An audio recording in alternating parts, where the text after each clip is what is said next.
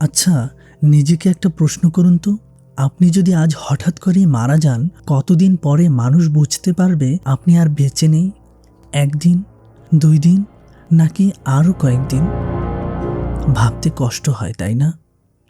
কিন্তু এটা কোনো সিনেমার গল্প নয়, এটা আমাদেরই শহর ঢাকার একটি ঘটনা। একজন বিসিএস ক্যাডার চিকিৎসক, একজন মেধাবী মানুষ।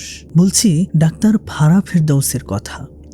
মৃত্যুর কয়েকদিন পর তার ফ্ল্যাট থেকে দুর্গন্ধ বের হতে শুরু করলে তবেই মানুষ কিনা জানতে পারে তিনি আর বেঁচে নেই।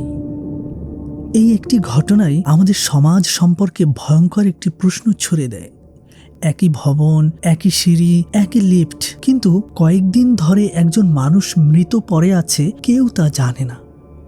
আমরা কি সত্যি উন্নত হয়েছি, নাকি শুধু উঁচু উঁচু ভবন বানিয়েছি আর মানুষকে মানুষ থেকে আলাদা করে ফেলেছি? রাসূলুল্লাহ সাল্লাল্লাহু আলাইহি ওয়াসাল্লাম আমাদেরকে প্রতিবেশীর হক আদায়ের ব্যাপারে এত গুরুত্ব দিয়েছেন, কারণ ইসলাম জানে একটি সুস্থ সমাজ শুরু হয় পাশের মানুষটির খোঁজ নেওয়া থেকে। আজ আমরা কি আমাদের প্রতিবেশীর খোঁজ রাখি? এই মৃত্যু আরও একটি বিষয় আমাদের ভাবিয়ে তোলে। আজ আমরা এমন একটি সমাজ গড়ে তুলেছি যেখানে ক্যারিয়ারই যেন জীবনের একমাত্র লক্ষ্য। ভালো বিশ্ববিদ্যালয়, ভালো চাকরি, ভালো বেতন, তারপর একদিন পরিবার গর্ব।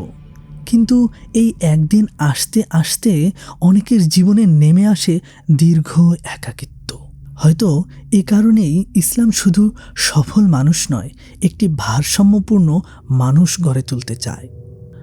রাসূল সাল্লাল্লাহু আলাইহি ওয়াসাল্লাম যুবকদের যথাসময়ে বিয়ের প্রতি উৎসাহ দিয়েছেন, কারণ বিয়ে শুধু একটি সামাজিক প্রথা নয়, এটি মানুষের মানসিক প্রশান্তি, নিরাপত্তা ও দায়িত্ববোধেরও একটি গুরুত্বপূর্ণ ভিত্তি।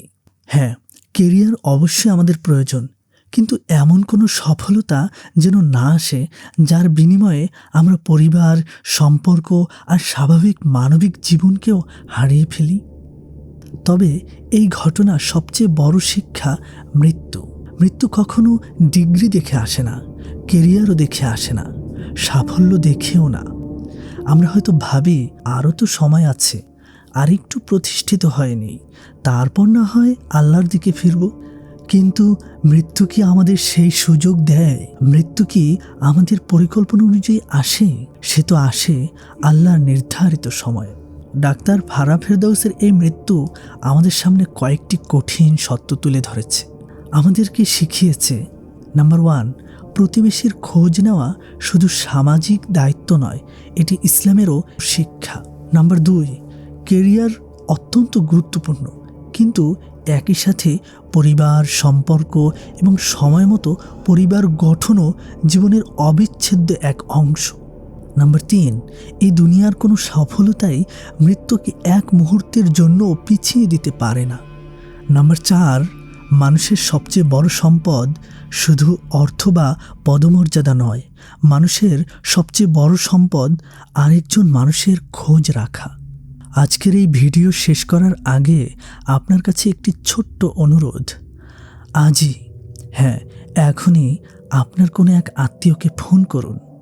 কোনো পুরনো বন্ধুর এক মুহূর্তের জন্য হলেও খোঁজ নিন। পাশের ফ্ল্যাটে একা থাকা মানুষটির দরজায় কড়া নাড়ুন। শুধু একটিবার তাকে জিজ্ঞেস করুন, আপনি কেমন আছেন? বিশ্বাস করুন, আপনার এই একটি প্রশ্ন হয়তো কারো একাকিত্ব ভেঙে দিতে পারে।